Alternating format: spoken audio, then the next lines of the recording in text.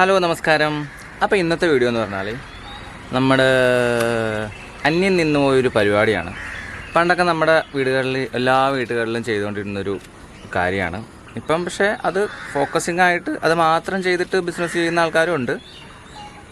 വേറൊന്നുമല്ല, കുറച്ച് തേങ്ങ കിടന്ന് കൊപ്രയായിട്ടുണ്ടായി. അപ്പോൾ അത് കുറച്ച് പൊട്ടിച്ച് വെയിലത്ത് വെച്ചിട്ടുണ്ട്. അതാണ് സംഭവം. എണ്ണ എടുക്കാൻ വേണ്ടിയിട്ട്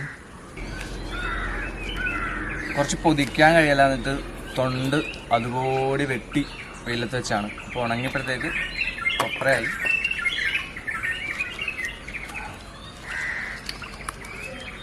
രണ്ട് ദിവസത്തെ വെയിലുള്ളൂ. വെയിൽ നല്ല സൂപ്പർ വെയിലായത് കാരണം പെട്ടെന്ന് ഉണങ്ങണുണ്ട്. ഇനി 2 ദിവസത്തെ വെയിലും കൂടെ കൊള്ളുമ്പോഴത്തേക്ക് നല്ലപോലെ കൊപ്ര ആവുമായിരിക്കും.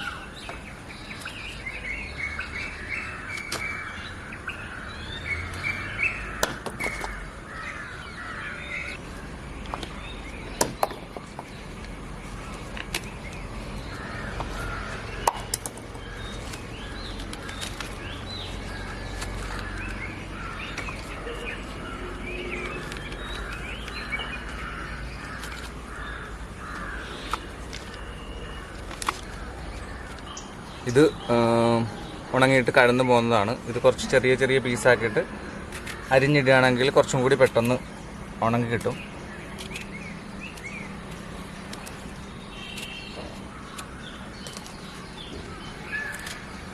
നല്ലപോലെ ഉണങ്ങിയത് അരിയാൻ നല്ല പാടാണ് കേട്ടോ.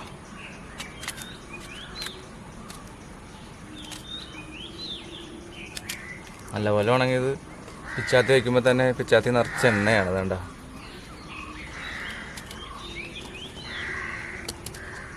ചെറിയ കൊത്താക്കി അരിയാണെങ്കിൽ പെട്ടെന്ന് നല്ലപോലെ ഉണങ്ങി കിട്ടും.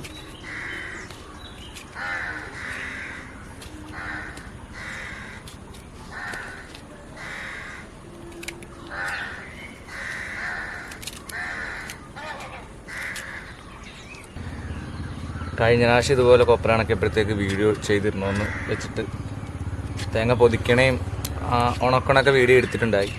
പക്ഷേ അത് കഴിഞ്ഞപ്പോഴത്തേക്ക് നല്ല മഴ വന്നു. അതുകൊണ്ട് വെയിലത്തിടാൻ പറ്റാതെ ആ കൊപ്ര ഇരുന്നിട്ട് പൂപ്പലായി. അത് കാരണം ബാക്കി അത് എടുക്കാൻ പറ്റാഞ്ഞ കാരണം പിന്നെ ഞാൻ ആ വീഡിയോ ഡിലീറ്റ് ചെയ്ത് കളഞ്ഞു.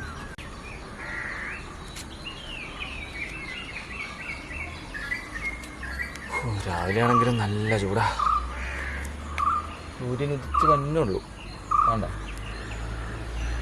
എന്നാലും ചൂട് തുടങ്ങി.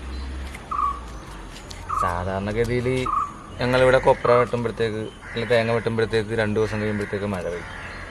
അങ്ങനെ ഈ ചൂടൊന്ന് കുറയ്ക്കാൻ വേണ്ടി മഴ പെയ്ക്കാനാണ് ഞാൻ സത്യം പറഞ്ഞാൽ ഇതെടുത്ത് വെട്ടിയത്. പക്ഷെ മഴ ഒട്ട് പെയ്യുന്ന ആവശ്യമൊന്നും കാണുന്നില്ല. പക്ഷെ എന്നാൽ നല്ല മഴക്കാറുണ്ട്.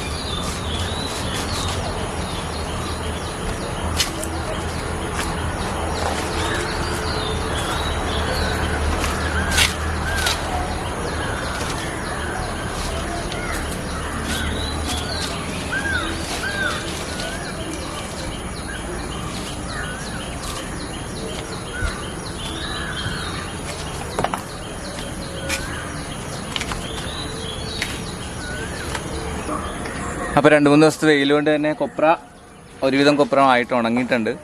ചിരട്ടേന്ന് കഴുത്തി കുനുകുനാന്ന് അരിഞ്ഞത് ഞാനല്ല, അളിയനാണ്. 2 ദിവസത്തെ വെയിലും കൂടെ കൊള്ളുമ്പോഴത്തേക്ക് ഒരുവിധം നല്ല രീതിക്ക് ഉണങ്ങും. പിന്നെ നമുക്ക് എണ്ണയാക്കാനായിട്ട് മില്ലി കൊടുത്ത് ആട്ടിക്കാം.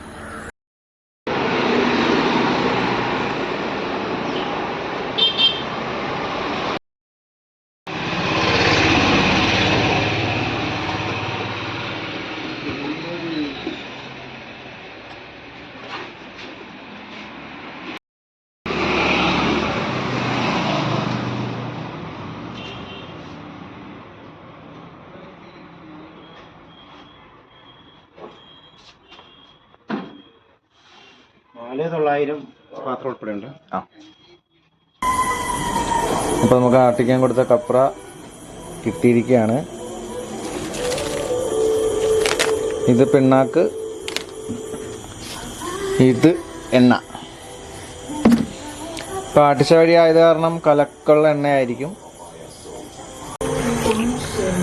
കലക്കുള്ള എണ്ണ എന്ന് വെച്ച് കഴിഞ്ഞാൽ മട്ടൊക്കെ ഇട്ട് മിക്സ് ആയിട്ടുള്ള എണ്ണയായിരിക്കും.